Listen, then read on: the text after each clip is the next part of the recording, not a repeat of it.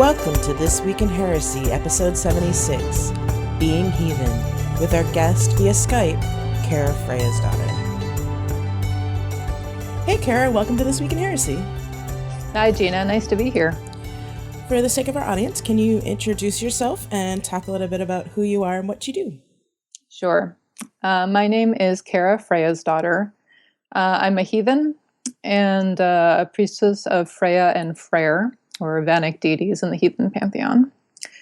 Let's see, I'm out currently in Illinois working with a couple different groups. I'm working with our local CUUPs group to help run some heathen classes, and I'm working with the local ADF group to help throw some heathen rituals as well. They're mostly Celtic. But my background is I was heathen in the Bay Area for about 15 years before I moved out. So. Cool. So, how did you get involved in heathenry? How did you start? I had actually been, as soon as I had found Wicca in college, which was like my freshman year of college, I was like, oh my God, paganism. This is so awesome. Yep.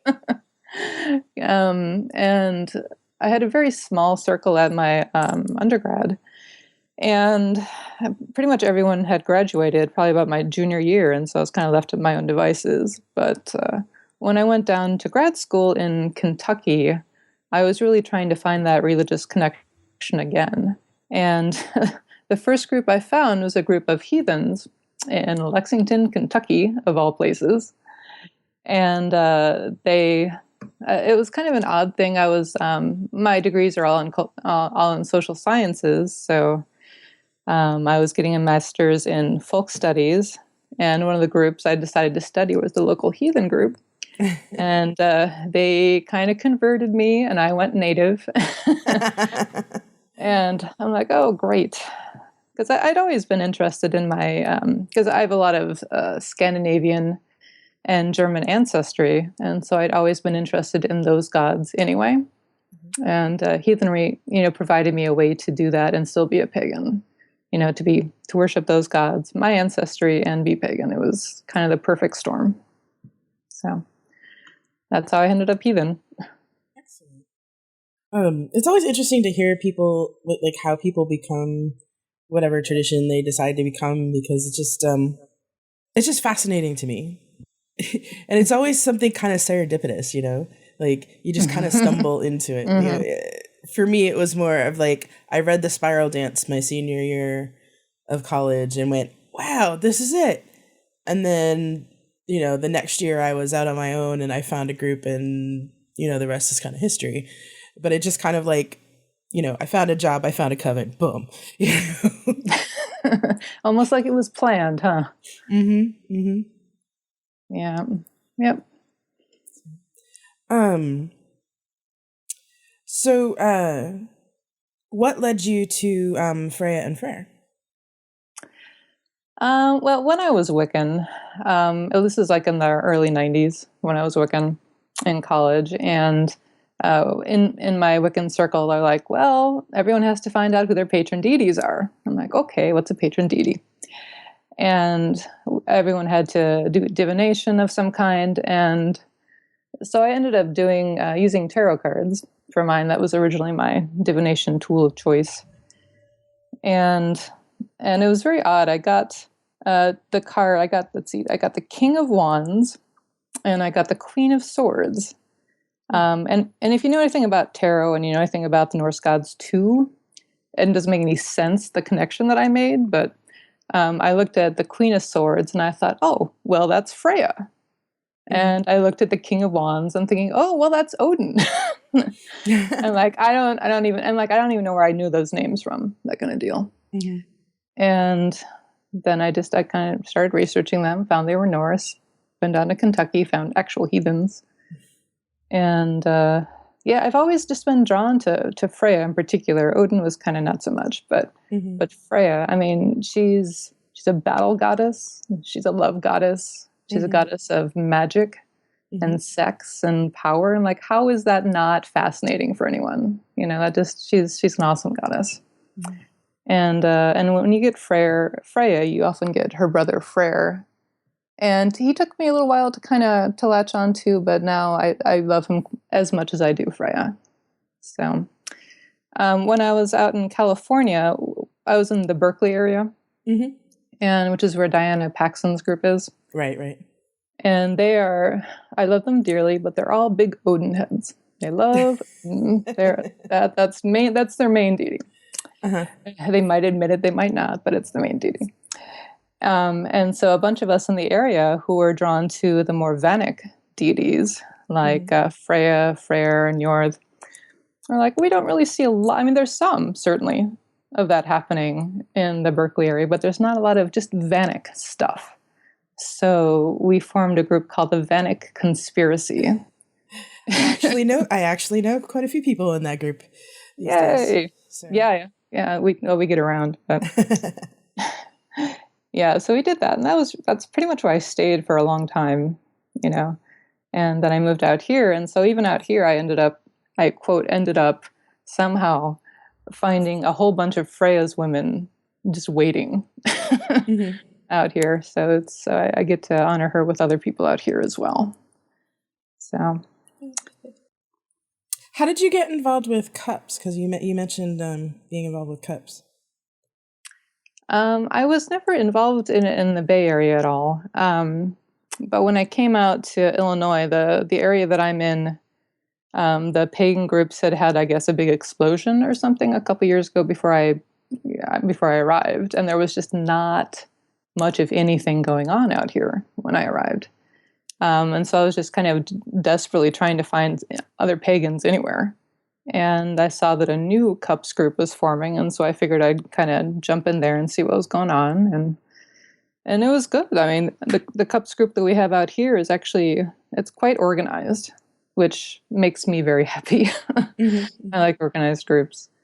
And it's not as much of a spiritual thing, I have found, as much as a good networking or educational thing. But it definitely has helped me connect with other interested pagans in the area. And I run classes for them. It's really nice to have that connection with the UU church and to have a reliable place to hold classes and rituals and that kind of thing. So, absolutely. Yeah, so I'm pretty happy with our CUUPs connection, Can you explain CUUPs I mean, I know what it is, and I just realized, wait a minute, I should probably explain CUUPs too for the folks that don't know what that is. Okay. CUUPs is, I think it's the Covenant of Unitarian Universalist Pagans. I think that's what the acronym means. Yeah. So it's like a subgroup of the UU Church, and I don't know if it's an international, but it's definitely a national group. So there are a lot of different CUUPs groups. Not every UU church has one, but a lot of them do. I know, for example, that John Beckett down in Texas is very involved in his CUUPs group. And that was reading his writings and hearing about what he does with his CUUPs group was kind of the other reason I decided to actually go ahead and get involved with CUUPs, because I'm like, well, this may be a good opportunity for me to do so.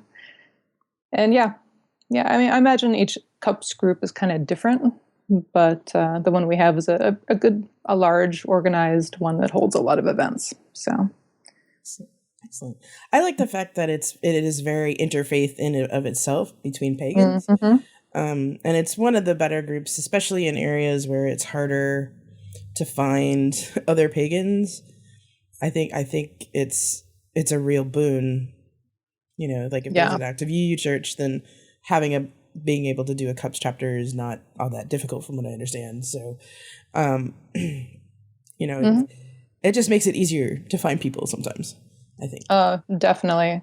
And I would say too, along that because I do a lot of interfaith stuff, or I guess intra-faith, like within pagan communities, as opposed to going outside to talk to other groups. And CUUPs is like the best example that I've seen of actual interfaith happening.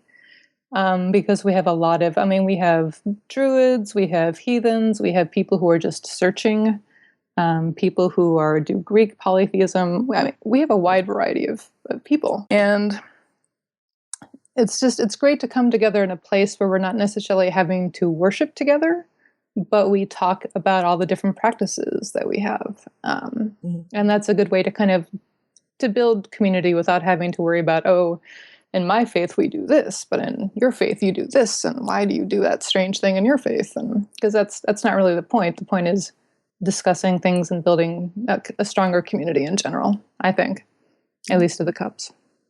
I think so too. I think it's a real one really good program that I've seen over the years. And it's interesting that it seems to work where some other interfaith programs don't, which I find very fascinating. Yeah. So going back to heathenry, what challenges do you find talking about heathenry and practicing your tradition when you're dealing with people that are outside of heathenry? Well, there's a lot of issues in heathenry, right? as in many groups, granted. But our biggest one, probably, especially when talking with people outside of heathenry, is that a lot of people, the most publicly visible heathens are often the ones who are shown after a mass shooting at some school or something, and they're claiming they do it on behalf of Odin or to save the white race, some kind of bullshit like that. Right. Okay. Anyway, so that's the kind of crap that we have to, as soon as I meet anyone, I have to say, hi, I'm a heathen. That means we worship the Norse gods, but I'm not actually a Nazi or a racist. Like every single time. And it's really frustrating that that's what I have to do every single time. And even honestly, when I talk with if I talk with a Wiccan, there's a lot of stigma that I've seen coming from Wiccans who are like, well, those are the crazy, shield banging neo-Nazi aggro types. Yeah, I've heard that too, actually, and I'm not one of those Wiccans that say that. So yeah. Well, good. Yeah, so it's really pretty frustrating to have to deal with that, but even within paganism. But I mean, that's how it goes. J.R.R. Tolkien has this great quote, and I don't remember the exact word of it, but it goes on about how pissed he is. And this is J.R.R. Tolkien, not a guy prone to these big, aggressive emotions, I don't think. But how pissed he is that the Nazis destroyed, or otherwise, not tortured. He did something horrible to this wonderful Teutonic nation and the Norse gods and our Norse heritage, because now it's forever associated with Hitler, and it's really hard to deal with that. And we have a lot of heathens who are in prisons and the Aryan nation, and one of the things that they do, I know, is to try to co-opt the Thor's hammer and say the gods are making us, I don't know, kill Jews or something horrible like that. And it's really, it's frustrating. So we have to fight that both with people at large and with other pagans, and then even within our own groups, like, this is not what we do. This is not what the Vikings did at all. This is what Hitler did, but Hitler was his own special snowflake. Like, this is not right. It's not. Historically, the Vikings went everywhere, literally, and they traded with everyone. And there's examples of them being down in Constantinople as guards for the emperor down there. They went to North America. They went everywhere. And yeah, so that's probably one of the biggest issues in heathenry. And I think now. Yeah, and I think if I remember correctly, some of the lore things that people have talked to me about, other heathens, is that they had other people coming into the Viking lands and in the Norse lands and being part of the communities who were different colors and different races and different cultures. So it's, and I know a lot of the heathens that I've talked to also say, it's not something that even Odin would be like, dude, why are you separating people? This is not cool, Yeah, no, it's not cool. It's not practical on top of everything else. Odin, all the Norse gods, I think, are very practical, very pragmatic kind of gods. So they, in my experience anyway, they're not going to say, oh, you cannot worship me because you are not, 57% Scandinavian or some such. They don't care. They really just don't care. That's totally a human issue. But yeah, there are people of all different races and different cultural groups that went into Norse society and got co-opted, and there was never any prejudice that I know of or have heard of that kind within, actual Viking culture. So if we want to be a real Viking, this racist crap has to stop. So yeah. So I can go on about that for hours, so I'll let it go. Well, let me change tack here, and I want to talk a bit about Freya as a goddess of love and beauty. A bit. I know this is. I've read some other things, but what does that mean? What is that like what we consider beauty, like the way society says beauty should be, or is it something completely different? Okay, so first off, my rant about Freya being a goddess of love and beauty. Go for it. All right. Got my own soapbox here. It is heresy. They called This Week in Heresy, so go for it. Yeah. Okay, so she is, yes, a goddess of love and beauty. This is true. She is also a goddess of the battle slain, and she gets her choice of warriors who die in battle. And people can argue back and forth as to who that can be and who it can't be. She is also a goddess of save magic, which is kind of like a shamanistic magic, where you go and you talk to the dead, or you go and you do journeys, or you have the deities come down through you. So she's got a huge witchy aspect, as it were, a huge shamanic aspect. She's also the goddess of sex, not just love, but just straight up sex, period. And I found her to be the goddess of respecting your own value and inherent worth, and defending your boundaries. And a lot of people who work with her nowadays have reported that that's one of the main things that she does, is teaches us to love ourselves and then defend, because we are valuable. And that's one of the things that she has to teach. Goddess and love and beauty. So, and love is very complex too, right? Right. I mean, she has. I've yet to meet, I think, one person that if I'm having her where she's very close and I kind of get a feeling of what she's thinking or about a given thing, I have almost never had her look at somebody and go, "Oh, that person doesn't deserve love." It's just not. Everybody deserves love, and everyone is beautiful, and everyone needs to see their inner beauty. And it doesn't have to be like, "Oh, I have long hair and shining white arms," which was the Viking ideal of beauty for women, anyway. One of her biggest myths is the myth of how she got her necklace Brisingamen. And Brisingamen, I mean, we can argue back and forth about what exactly it looked like. Like, was it made of gold? Was it made of rubies? Was it made of amber? Was it a necklace, or was it actually a girdle? I mean, you can argue back and forth. The important thing there being that it was whatever it was the most beautiful piece of jewelry in the world at that point. And the story goes that Loki somehow found out that the dwarves are making this beautiful piece of jewelry, tells Freya on the sly, "Oh, by the way, hey, these dwarves are making some jewelry. You should go check it out." And she goes to check it out. And she talks with, there's 4 dwarves, and she talks with them and asks them what they want for this necklace. Do they want money? Do they want jewels? What do they want? And they say, "Well, we have money. We're dwarves. We have gold. We have jewels.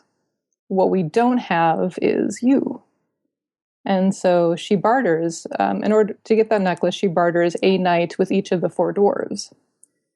And I mean, in the Vanna conspiracy, we've talked ad nauseum about what they actually did on those nights. A lot of people read the story and go, "Oh, well, she's a slut. She's sleeping with dwarves for a necklace," right? How superficial. And knowing Freya, I mean, she probably did have sex with him. I would say probably yes. But knowing Freya, if she did have sex with each of the dwarves, it would be exactly the kind of sex they needed to feel complete and beautiful in of themselves. And it was like a healing sex. And, you know, it wasn't just, hey, let's get it on. Right. I mean, it would be like a transformative experience for them. So I mean, there's sex, but there's so much more to it with her. Yeah, I find it really fascinating because it's something I've. All right, let me back my brain up again. Hang on a second. I find it interesting about Freya because, and to hear these kind of descriptions of Freya, because I do a lot of work around body positivity, and especially around fat women, and it's nice to have deity such as Freya to be like, listen, this isn't, you know, it's not what the pictures predict, you know, say of her, you know, it's not just, you know, what people have drawn her as over the years.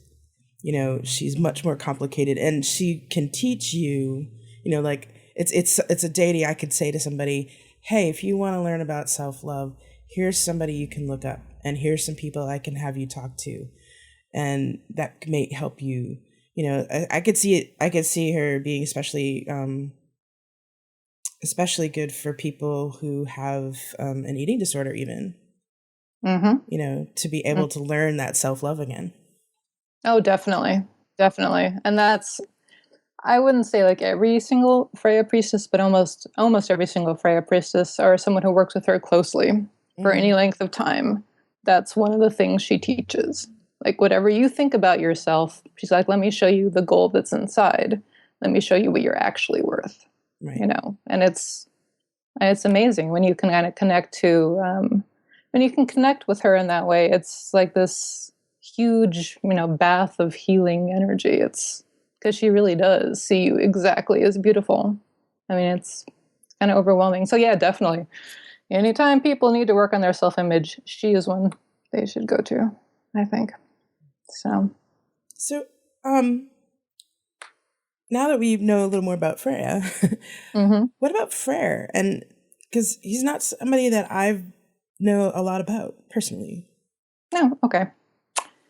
Freyr is her brother, and I think I'm not sure if I think the others say that they're twins, and they're the sibling children of Njord.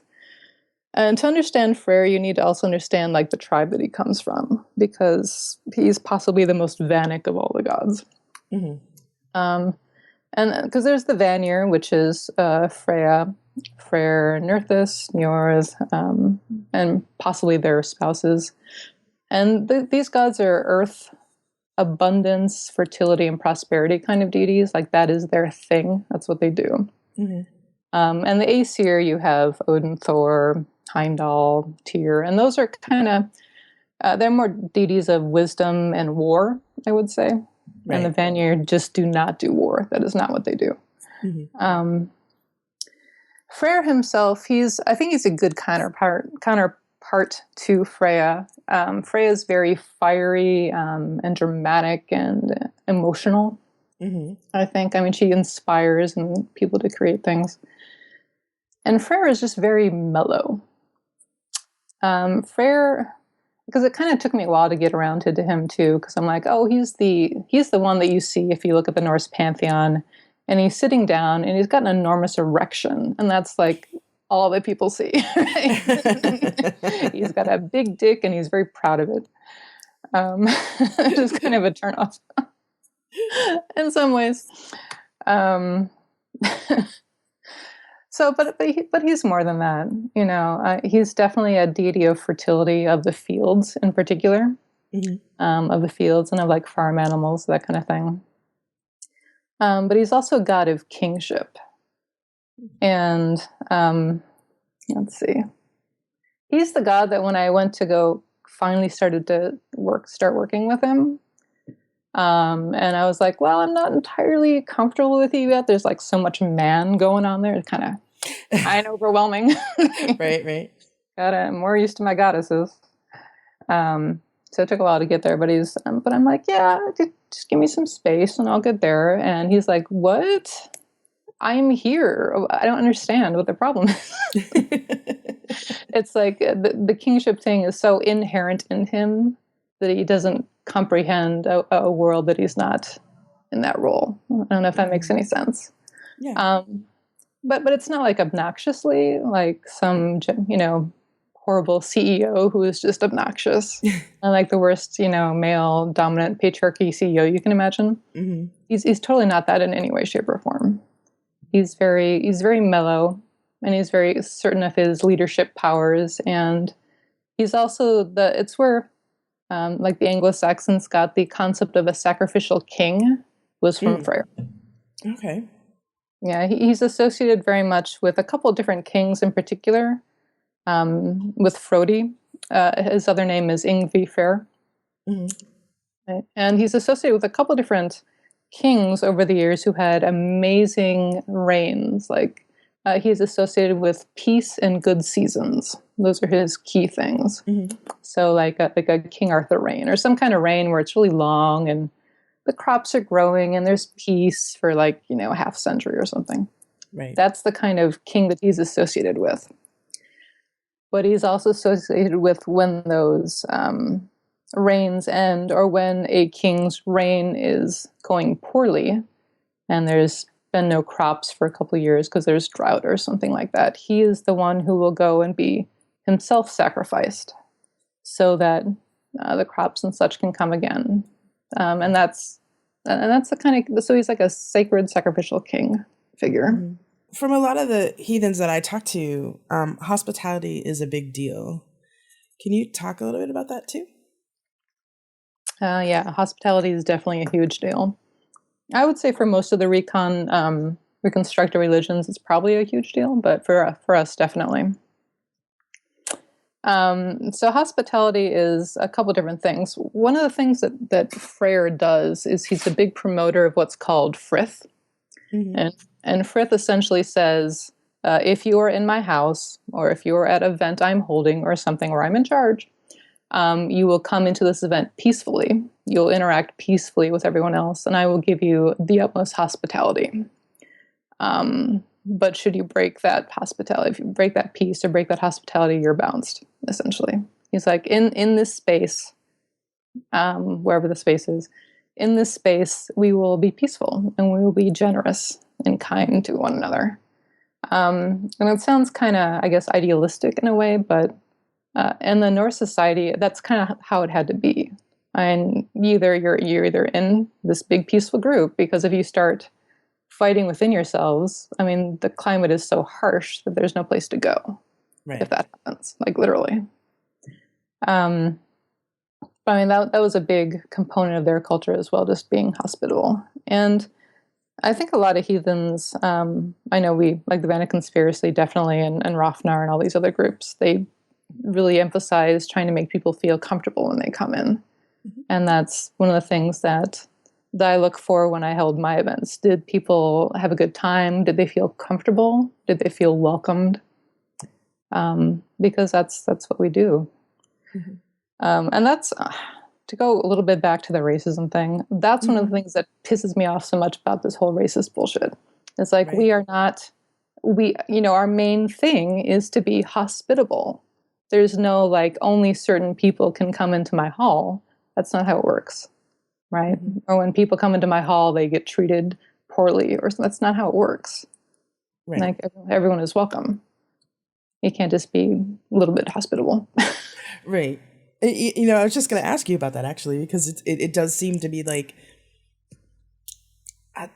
if you're being racist in heathenry, it seems to go against what the lore is supposed to be. Yeah, kind of. Like, by a lot. Yeah. Yeah, no, definitely. And also, the hospitality thing comes up a lot when I've talked to other heathens about radical inclusion, because it's pretty much the same idea in a lot of respects. Because, when you have some sort of event or something, radical inclusion is also the same thing. Like, everybody is welcome to the table. And it doesn't mean that there aren't boundaries or that there aren't limits or rules, for good behavior. Yeah. Or, somebody's doing something obviously bad, like harassment or anything like that. It doesn't mean that there aren't rules to deal with that. But the idea is that everybody is welcome within those stated boundaries. Yeah, definitely. Yeah. And like you were saying, there doesn't mean there's no boundaries, because I think that actually hurts the hospitality too when someone in the hall is like abusing or something someone else in the hall. That's not okay either. Well, I also think it allows for second chances too. Like, I know one of the things we say a lot in the radical inclusion movement is that, you may do something that you have to go outside of outside of the group for a while to go and take care of, like if you've done something wrong or whatever, and you need professional help or whatever. But there's always a chance to come back if possible. Yeah, and I think that's at least where heathenry kind of goes off sometimes. And it's a fine line to walk, though, right? Yeah, absolutely. Yeah. But I think in the heathenry, we're very much, heathens often go to one extreme or the other. Mm-hmm. Like if someone has done something that's not acceptable, they'll get cast as an outcast. And there's this concept of in-guard and out-guard, of those who are in this, who are allowed in this circle, whatever it is, and those who are just sent off as, you've been kicked out of the community, you're an outcast, you're no longer welcome. And there's not a lot of the talk, at least, there's not a lot of talk or discussion about how to get those people back in once they've been bounced. So, but we're all human and we all do stupid things, and some of us do that intentionally and some of us don't. Right. So. I call it humans doing stupid human tricks. Yeah. It happens. What would you recommend to someone who wants to find out more about heathenry, or to, like books or, people to talk to or whatever? Probably for people who are not in an area that have a lot of heathens, I would definitely say get some books. I think some of the best books that modern heathens have anyway, are books like Our Troth, which is put out by the Troth organization. And this is actually a set of two books now. It's one focuses on the lore and the deities, and one focuses on how to be a heathen, like how to hold rituals, how to hold holidays, concepts within heathenry. And they're a little bit pricey, but I would say that's one of our best compendiums of modern heathen knowledge right now. So I would definitely recommend that. And then you have some that are more like 101 books, which would be like Patty LaFive's A Practical Guide to Heathenry, or Diana Paxson's Essential Asatru. Those are both really good starter books. And also joining the Troth, they have a lot of email lists and discussions, and a quarterly magazine that goes out, which is very useful, I think. And also ADF, which I've only kind of recently gotten into them, but ADF and Drakfein is kind of a conglomeration of a lot of reconstructed religions, kind of housed under one roof. And they focus on like the Indo-European religions. So you can be Greek, you can be Roman, you can be Celtic, Baltic, whatever. And I found that they actually have a really strong heathen component, and I was happy to kind of be part of that. They have a great Facebook discussion page and great mailing lists, and yeah, that's actually a really good resource for heathenry as well. Cool. Well, we could put a lot of that in the show notes, actually. Cool. So that people can find them online. And one thing I was just thinking of asking about is about the Icelandic temple. Oh yeah. Yeah, I've asked a couple other heathens about this before, and like it's kind of a face palm, like, oh, Americans, you know. Yeah. Heathens. Yeah, yeah, I mean, it's really exciting, right? So for the audience at home who you might not know, I forgot how to say the Icelandic group, Asatru group in Iceland, but within the last couple of years, there's an Asatru group in Iceland, a very old one, like 30, 40 years old, which is as old as the modern movement is. So they were there at the beginning. And they have recently been accepted as an actual religion in Iceland. You're officially recognized religion, and which is the first place that's happened anywhere in the world. And they're also building the first, I wouldn't say the first, because there's a couple ones in America as well, but what a lot of us are seeing is like the first heathen temple, legitimately recognized in Iceland.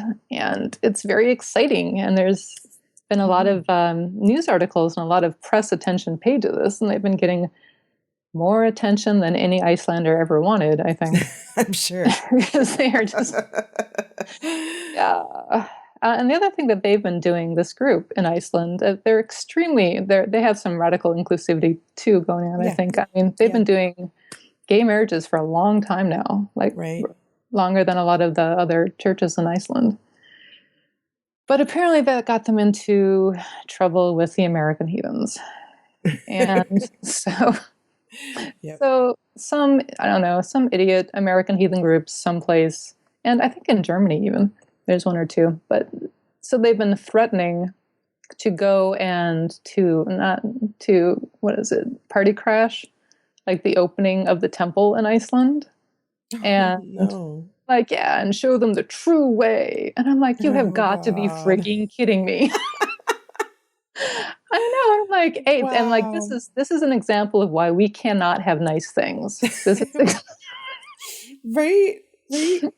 Like, oh, geez. I mean, these are often the people who are like, oh, you can't do anything unless it's in the lore. Prove to me it's in the lore.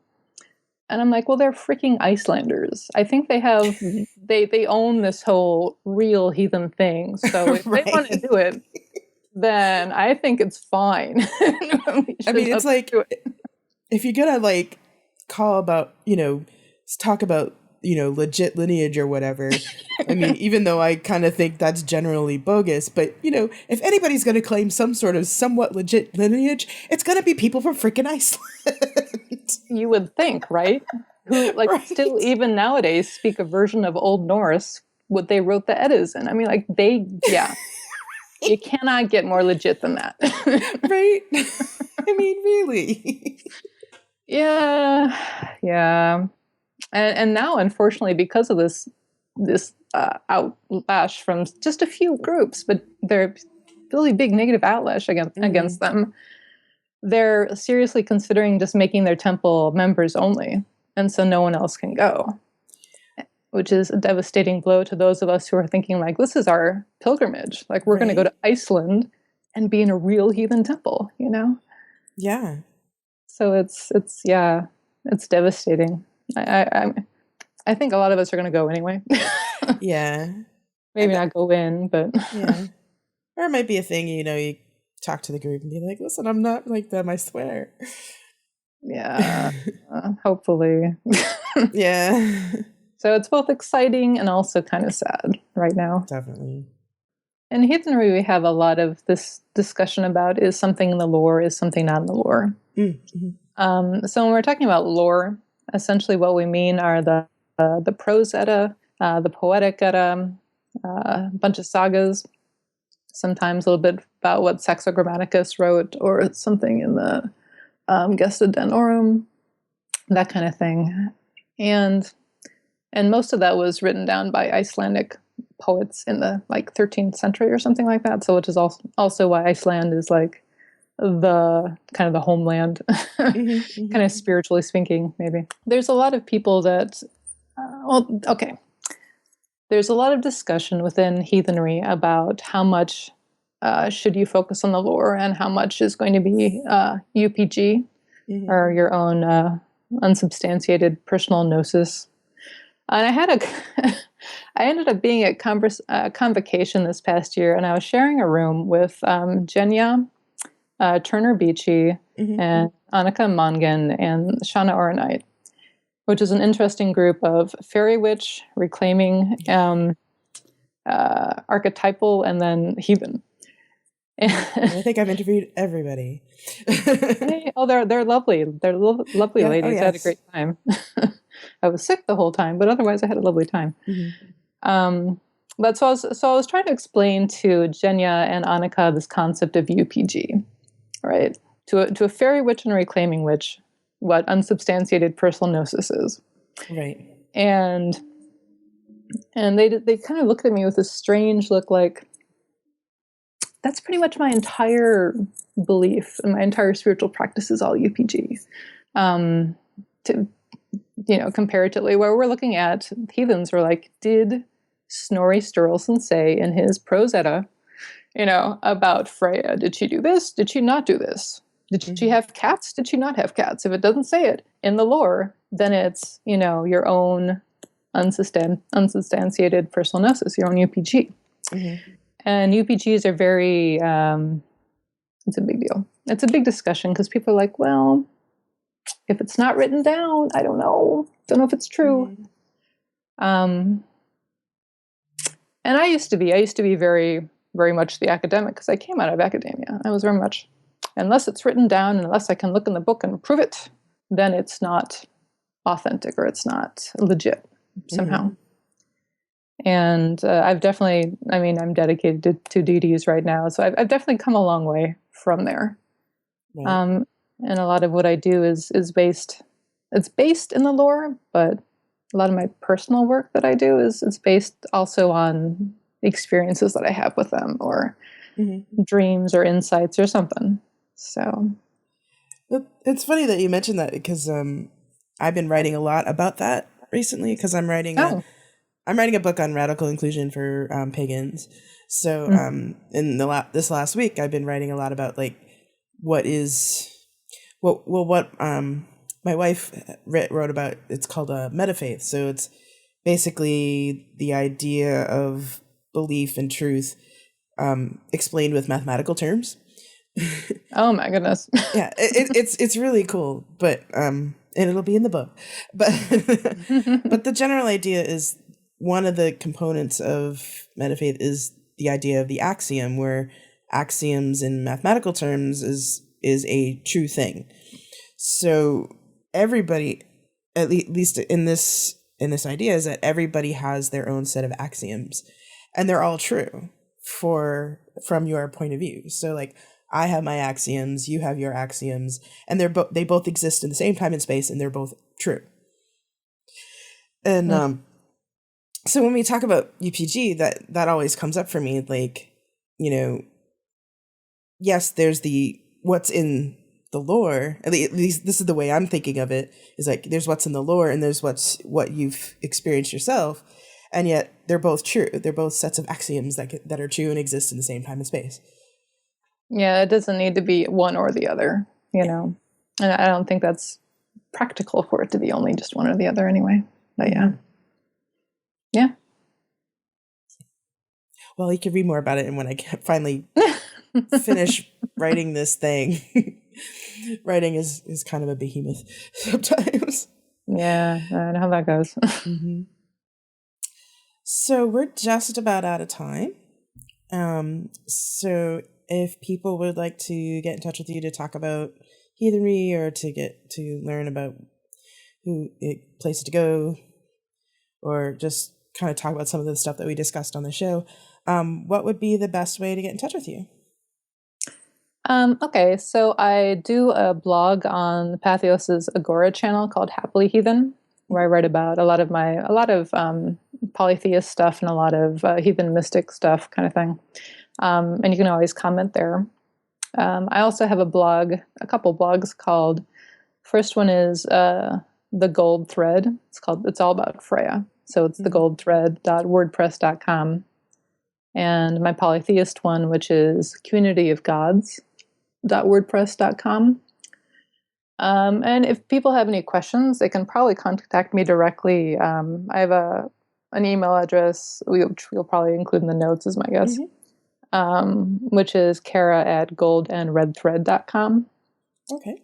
So there's a lot of ways to kind of see what I'm up to and to talk with me. All right. Well, thank you so much for being on the show. Sure. Thank you for asking. I'd like to thank Cara for joining us on This Week in Heresy. You can subscribe to This Week in Heresy via TuneIn, iTunes, Stitcher, or the app of your choice. You can also financially support this podcast through patreon.com. Thank you very much for listening, and if you have any questions or comments, feel free to leave me a message through Twitter at TWIH Podcast or on thisweekinheresy.com.